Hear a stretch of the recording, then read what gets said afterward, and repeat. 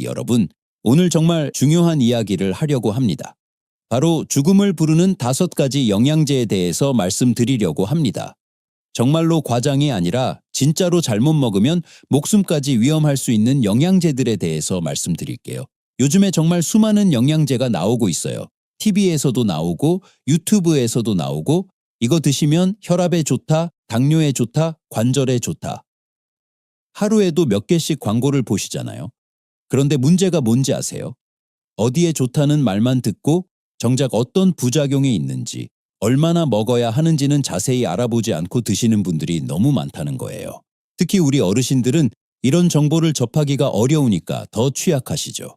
뭐 하나만 좋다고 하면 쏟아져 나오는 영양제의 홍수, 솔직히 말씀드리면 돈만 밝히는 제약회사들도 많아요. 그리고 우리는 아무것도 모르고 몸에 좋다니까 무작정 먹게 되는 거죠. 하지만 분명히 말씀드릴게요. 영양제도 잘못 먹으면 몸에 해로울 수 있습니다. 아니, 해로운 정도가 아니라 정말 위험할 수 있어요. 오늘 여러분들이 자주 드시는 영양제 5가지 중에서 잘못 먹으면 몸에 독이 되는 영양제들을 소개해 드릴게요. 영상이 길어지니까 효능보다는 부작용 위주로 말씀드리겠어요. 왜냐하면 이미 좋다는 얘기는 너무 많이 들으셨잖아요. 영양제는 만능이 아닙니다. 지난 10년간 우리나라 국민건강영양조사 데이터를 보면요. 하루 권장량의 채소와 과일을 제대로 섭취하는 사람은 절반밖에 안 돼요. 반면에 영양제 먹는 사람은 2배로 늘었어요. 뭔가 이상하지 않나요? 신선한 채소, 과일은 안 먹으면서 영양제만 먹고 있다는 거잖아요. 더 놀라운 건 뭔지 아세요?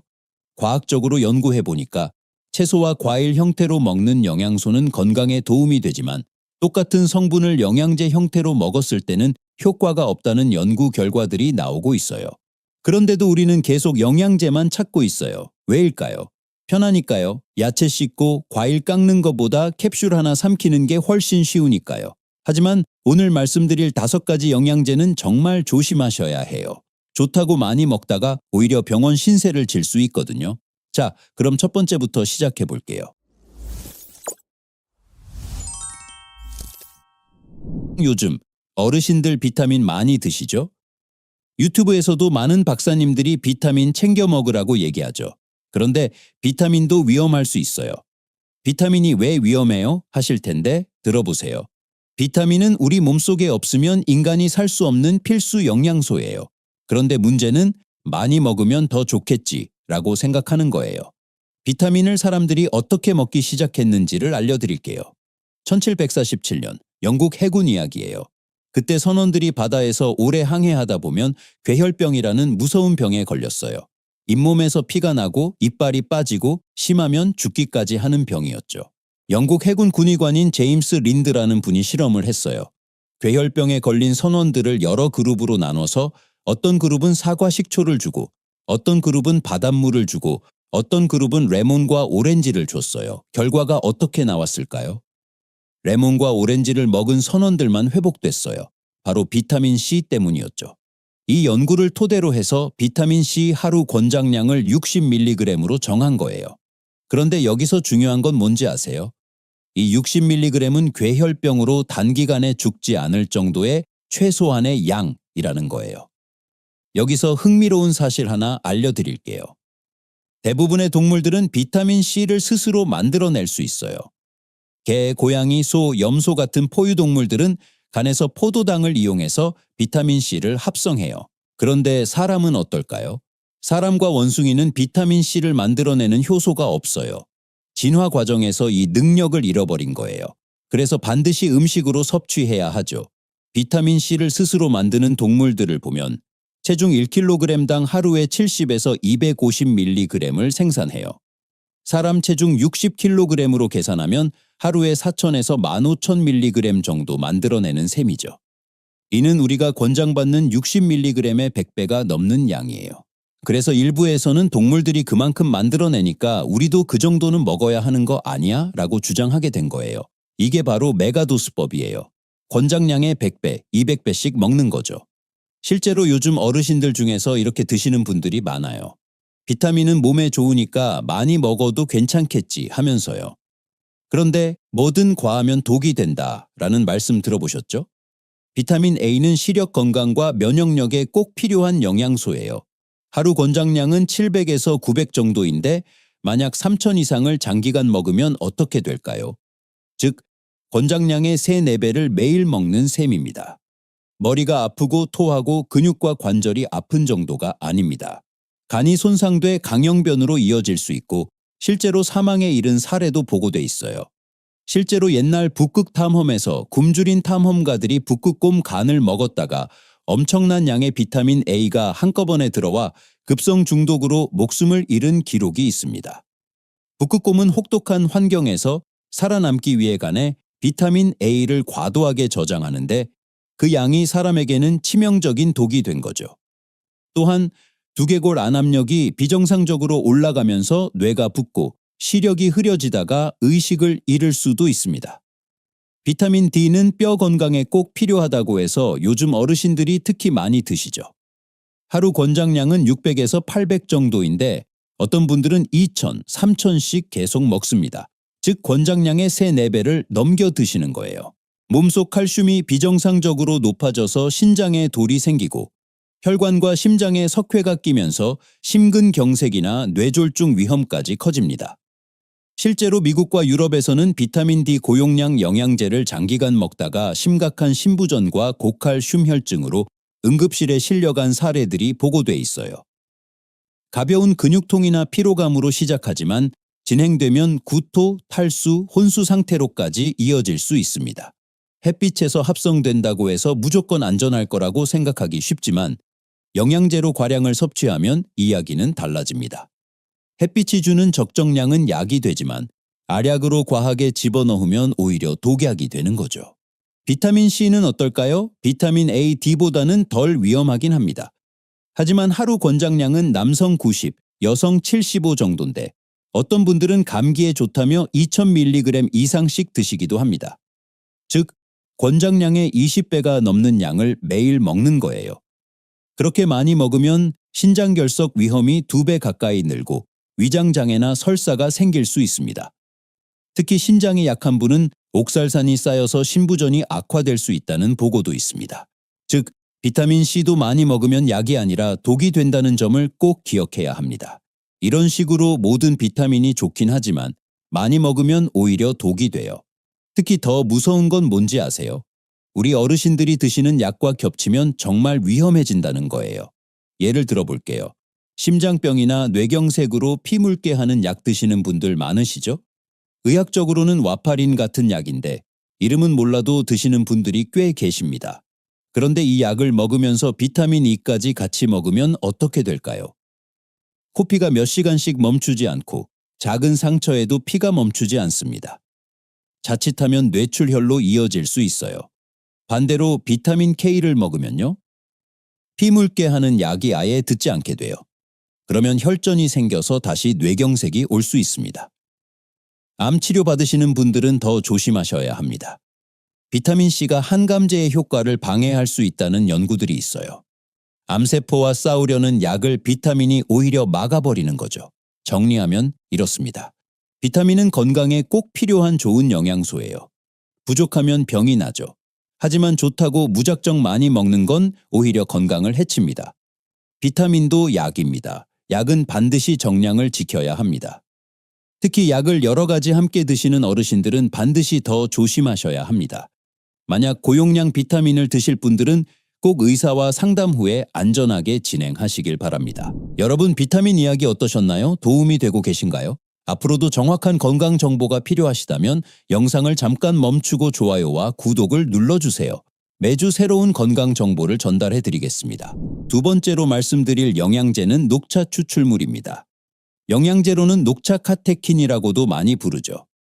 녹차가 왜요? 녹차는 몸에 좋다던데. 이렇게 의아해 하실 수 있습니다. 맞습니다. 녹차 자체는 좋습니다. 하루에 2잔 정도 마시면 도움이 됩니다. 문제는 어르신들이 건강에 좋다니까 녹차 추출물, 특히 카테킨을 차로 마시는 게 아니라 캡슐이나 분말로 고농축 상태로 섭취한다는 것입니다. 어르신들이 더 진하고 효과도 더 크겠지 하고 드시는 거예요. 그런데 이게 정말 무섭습니다. 녹차의 대표 성분은 카테킨입니다. 그 중에서도 특히 문제가 되는 게 EGCG, 영어로는 에피갈로카테킨 갈레이트라는 성분이에요. 카테킨은 분명 강력한 항산화 효과가 있고 혈압과 콜레스테롤을 낮추며 체중 관리에도 도움을 줍니다. 심지어 세포 손상을 줄여 노화 예방에도 긍정적인 연구들이 있습니다. 하지만 이 좋은 성분도 고농축 상태로 섭취하면 간을 망가뜨릴 수 있는 도구로 변합니다. 얼마나 위험할까요? 미국 국립보건원은 녹차 추출물을 간 독성 위험 A등급으로 분류했습니다. A등급은요, 사람에게 간 손상을 일으킨다는 근거가 충분히 입증됐다는 의미입니다. 실제로 전 세계적으로 녹차 추출물 때문에 간이 망가져 병원에 실려간 사례가 여러 차례 보고됐습니다. 드물지만 그중 일부는 간, 이식 수술대에 오를 정도로 치명적이었어요. 단순한 보조제 몇 달이 간을 완전히 무너뜨린 겁니다. 더 무서운 건 이런 부작용이 복용 시작 후 수주에서 3개월 안에 갑자기 나타난다는 점입니다. 증상은 황달, 극심한 피로, 구토, 그리고 눈이 노랗게 변하고 소변이 콜라색처럼 짙어지는 것으로 시작됩니다. 감기인가 하고 넘어가기 쉽지만 사실은 간이 손상되고 있다는 신호입니다. 게다가 판매되고 있는 제품들을 보면 캡슐 하나에 EGCG 500ml, 심지어 1000ml까지 들어있는 고용량 제품도 쉽게 찾을 수 있습니다. 유럽식품안전청은 하루 EGCG를 800mg 이하로 제한하라고 권고합니다. 그런데 캡슐 하나가 이미 녹차 50잔에서 100잔에 해당하는 카테킨을 담고 있는 셈이에요. 여기에 다른 녹차 음료, 다이어트 보조제를 같이 먹으면 기준을 훌쩍 넘어서는 건 시간 문제입니다. 특히 공복에 먹으면 더 위험합니다. 음식이 없으니 성분이 빠르게 흡수돼가네 직접적인 충격을 주기 때문이죠. 실제로 공복에 녹차 추출물을 먹고 급성 간염으로 응급실에 실려간 사례도 다수 보고돼 있습니다. 또 하나 주의해야 할 점은 철분 흡수 방해입니다. 카테킨은 장에서 철분 흡수를 억제하기 때문에 빈혈이 있는 분이나 철분제 드시는 분들은 특히 위험합니다. 간 질환이 있으신 분들, 간 수치가 높은 분들은 말할 것도 없이 절대 드시면 안 됩니다. 정리하겠습니다. 녹차는 안전합니다. 하지만 녹차 추출물은 다릅니다. 한 잔에 들어있는 카테킨은 몸이 감당할 수 있는 양이지만 캡슐 하나에는 녹차 수십 잔, 심하면 100잔에 해당하는 카테킨이 농축돼 있습니다. 그걸 매일 먹는다면 간은 견디지 못하고 결국 무너집니다. 건강해지려고 먹은 게 오히려 간 이식까지 불러올 수 있다는 사실 꼭 기억하시기 바랍니다. 세 번째로 말씀드릴 영양제는 철분제입니다. 철분제 드셔보신 분들 많으실 겁니다.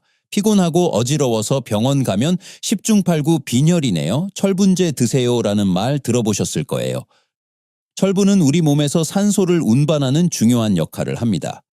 부족하면 피곤하고 숨차고 집중력도 떨어지죠. 그래서 철분제는 분명히 꼭 필요한 약입니다. 그런데 문제는 뭔지 아세요? 좋은 거니까 많이 먹으면 더 빨리 좋아지겠지 하는 생각이에요. 절대 그렇지 않습니다. 철분제는 잘못 복용하면 오히려 목숨을 위협할 수 있습니다. 미국에서는 철분제를 과다 복용해 응급실에 실려가는 사례가 매년 수천 건씩 보고됩니다. 특히 어린아이들의 경우 몸집이 작아서 철분제 몇 알만 먹어도 치명적입니다. 실제로 미국에서는 어린이 철분제 중독이 한때 약물 중독 사망 원인 1위로 기록되기도 했습니다. 그래서 집에 아이가 있다면 반드시 손에 닿지 않는 곳에 보관해야 합니다. 그렇게까지 많이 먹을 일이 있나요? 하실 수 있는데 실제로는 흔히 일어납니다.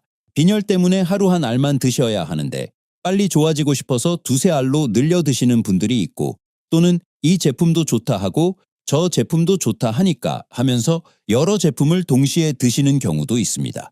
결국 같은 철분제를 몇 배나 먹는 꼴이 되는 거죠.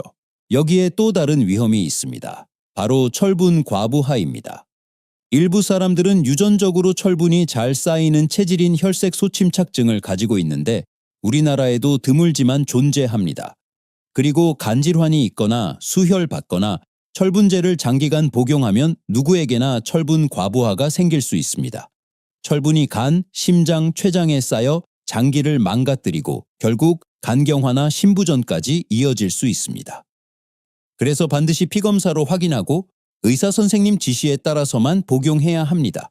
또 주의할 점이 있습니다. 철분제는 다른 약과 상호작용이 많습니다.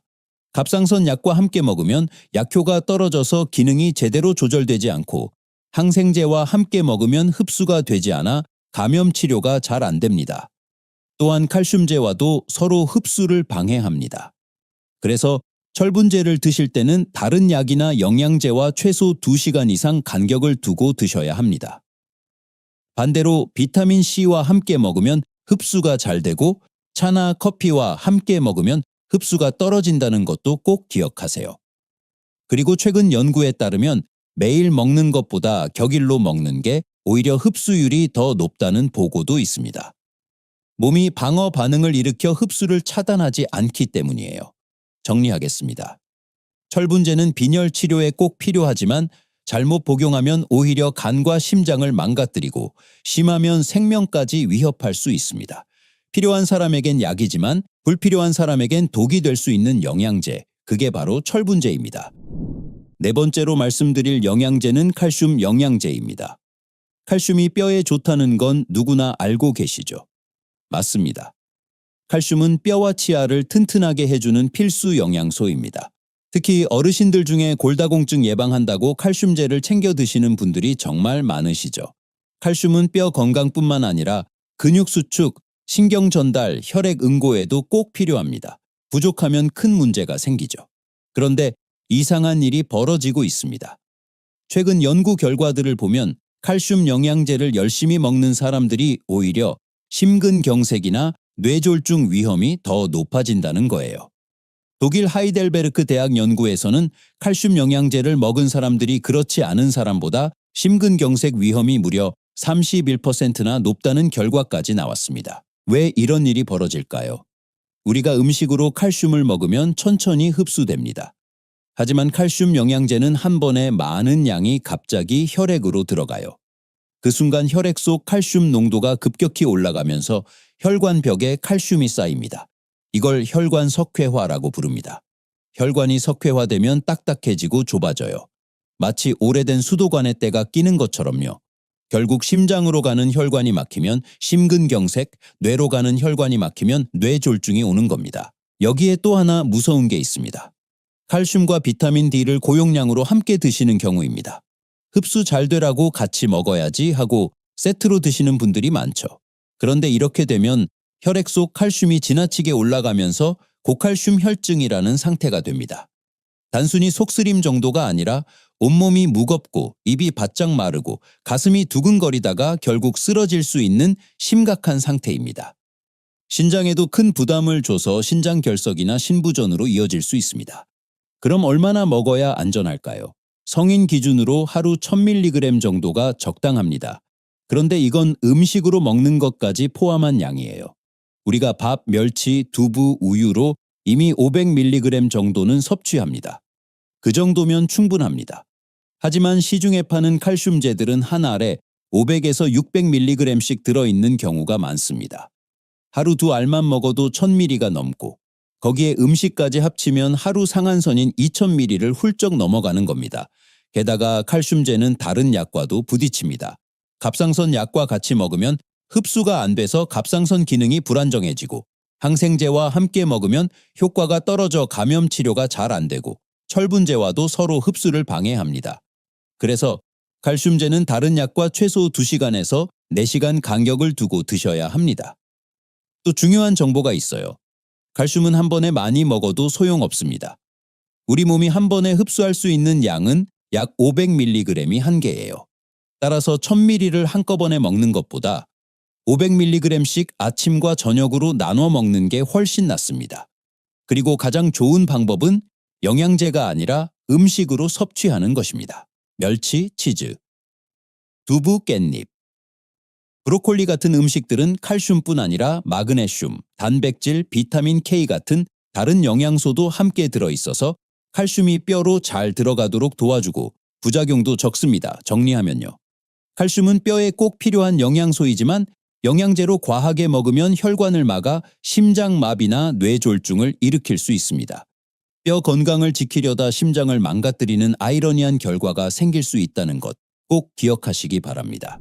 마지막 5번째로 말씀드릴 영양제는 마그네슘입니다. 이것도요, 마그네슘은 잠 잘 오게 해준다는데 하실 텐데요. 맞습니다. 마그네슘은 근육 경련을 완화하고 수면을 개선하고 신경을 안정시켜주고 혈압을 조절하는 데 도움을 줍니다. 뼈 건강에도 중요한 역할을 하죠.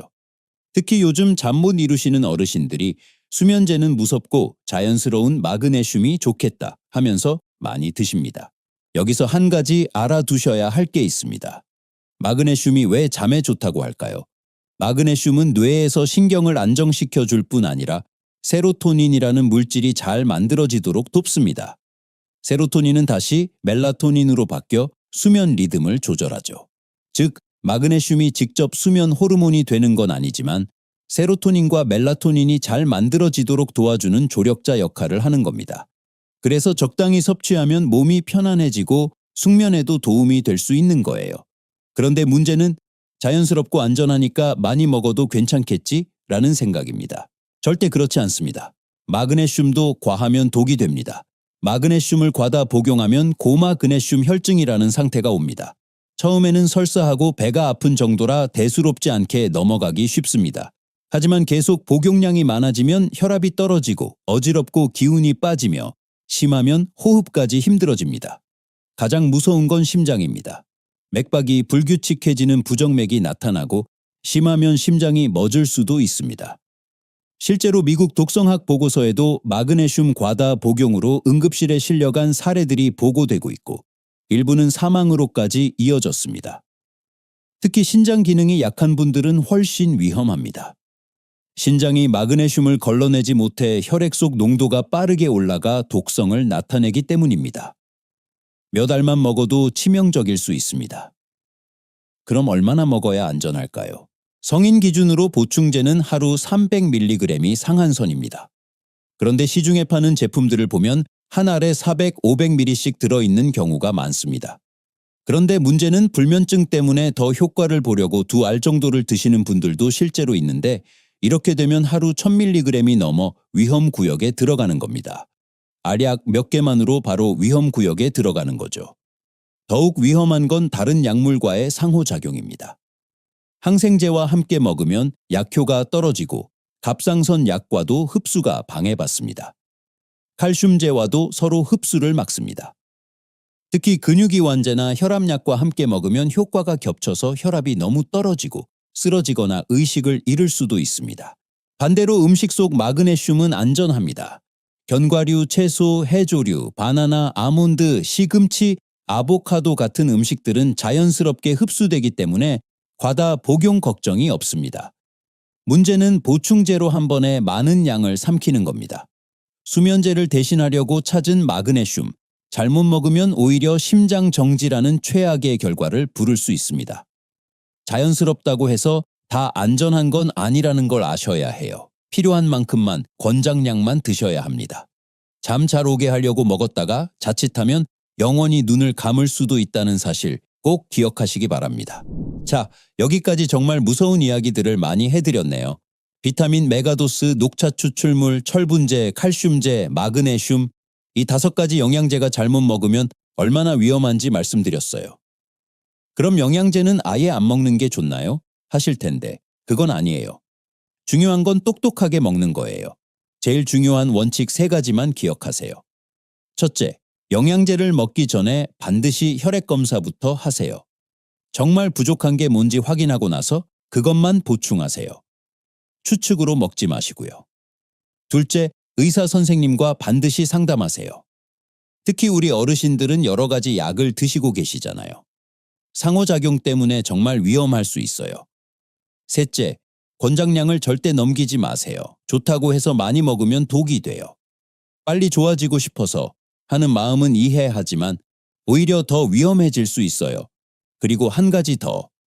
가능하면 음식으로 먼저 해결해 보세요. 자연이 만든 영양소와 인공적으로 만든 영양소는 정말 달라요.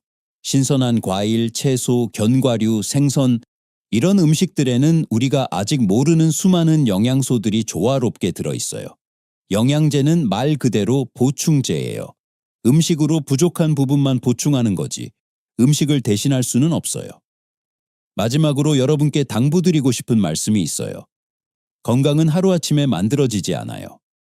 영양제 몇 알로 갑자기 젊어지거나 병이 낫지 않아요.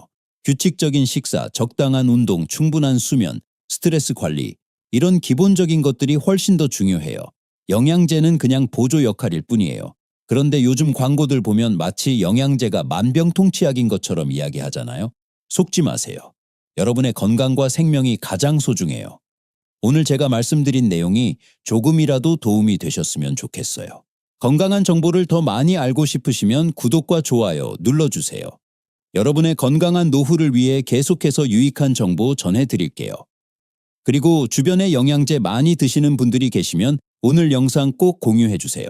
한 분의 생명이라도 지킬 수 있다면 그것만으로도 충분히 의미 있는 일이니까요.